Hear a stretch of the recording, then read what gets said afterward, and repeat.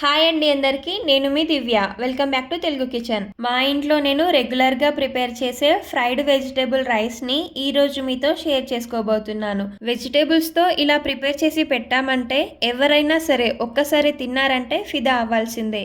ఇంట్లో ఏం కర్రీ వండాలో అర్థం కానప్పుడు, లేదా కర్రీస్ తినడం బోర్ కొట్టినా, లేదంటే ఏదైనా స్పెషల్గా తింటే బాగుండు అని అనిపించినప్పుడు కూడా ఈ రెసిపీని చాలా ఈజీగా ప్రిపేర్ చేసేయచ్చు.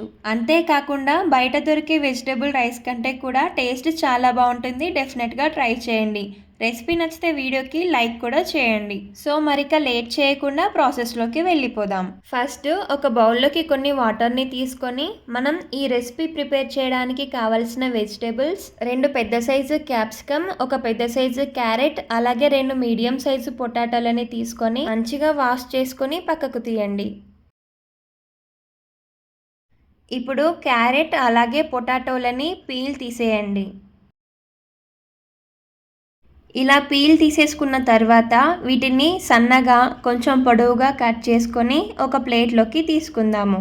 ఇప్పుడు క్యాప్సికమ్ని వీడియోలో చూపిస్తున్నట్టుగా ఇలా మిడిల్లో కట్ చేసి లోపల గింజల్ని కూడా రిమూవ్ చేసేసుకొని సేమ్ క్యారెట్స్ అలాగే పొటాటోలని ఎలా కట్ చేసుకున్నామో అదే విధంగా కట్ చేసుకుని వేరొక ప్లేట్లోకి తీసుకోండి.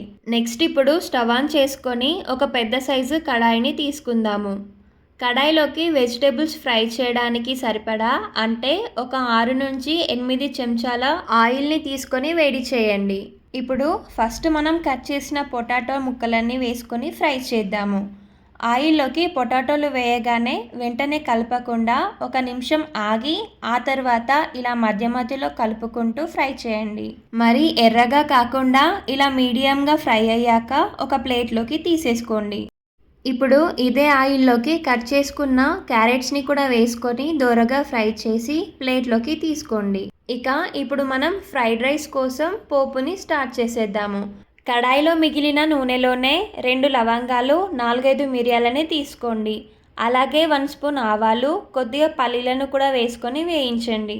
ఇవి వేగిన తర్వాత కట్ చేసి పెట్టిన క్యాప్సికమ్ ముక్కలను వేసుకొని ఫ్రై చేయండి. మీరు కావాలంటే ఇంకా ఎక్స్ట్రాగా వెజిటేబుల్స్, బీన్స్ లాంటివి కూడా తీసుకోవచ్చు.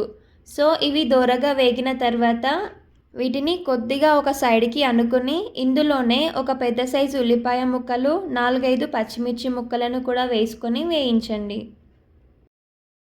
నెక్స్ట్ ఇందులోకి కొంచెం అల్లం వెల్లుల్లి పేస్ట్ని కూడా వేసుకొని కలపండి. ఇప్పుడు ఇవన్నీ మిక్స్ చేసుకున్నాక ఇందులోకే కొన్ని పుదీనా ఆకులు అలాగే 2 కరివేపాకు రెమ్మలు కూడా వేసుకొని బాగా వేపుకోండి. నెక్స్ట్ ఒక 1/2 టీ స్పూన్ పసుపు కూడా వేసి 1 నిమిషం పాటు వేయించుకున్న తర్వాత ఇప్పుడు ఇందులోకి రుచికి సరిపడా ఉప్పు అలాగే లైట్గా కారం వేసి 1 ఫుల్ స్పూన్ ధనియాల పొడిని కూడా వేసుకొని మొత్తం అంతా కూడా మిక్స్ చేసేయండి. ఇలా కలిపేసుకున్న తర్వాత నెక్స్ట్ మనం ఫ్రై చేసిన క్యారెట్స్ అలాగే పొటాటో ముక్కలని కూడా వేసుకొని వీటన్నిటిని పోపులోకి బాగా కలిసిపోయేలాగా కలుపుకోండి. ఇక్కడ నేను ప్రిపేర్ చేస్తున్న క్వాంటిటీకి మనం వెజిటేబుల్స్ని ఫ్రై చేశాక కడాయిలో మిగిలిన ఆయిల్ కరెక్ట్గా సరిపోయింది. ఒకవేళ మీరు ప్రిపేర్ చేస్తున్నప్పుడు ఆయిల్ కొంచెం ఎక్కువ కానీ తక్కువ కానీ అనిపిస్తే చూసి అడ్జస్ట్ చేయండి. పోపు పెట్టుకోవడం అయిపోయింది కదా. ఇప్పుడు ఇదే కడాయిలోకి కుక్ చేసుకున్న రైస్ని ఇలా కొద్దిగా వేసుకొని పైనుండి లైట్గా బిర్యానీ మసాలాని యాడ్ చేసి ఇదంతా కూడా గరిటెతో ఇలా అడుగు నుండి తీసుకుంటూ కలుపుకోవాలి.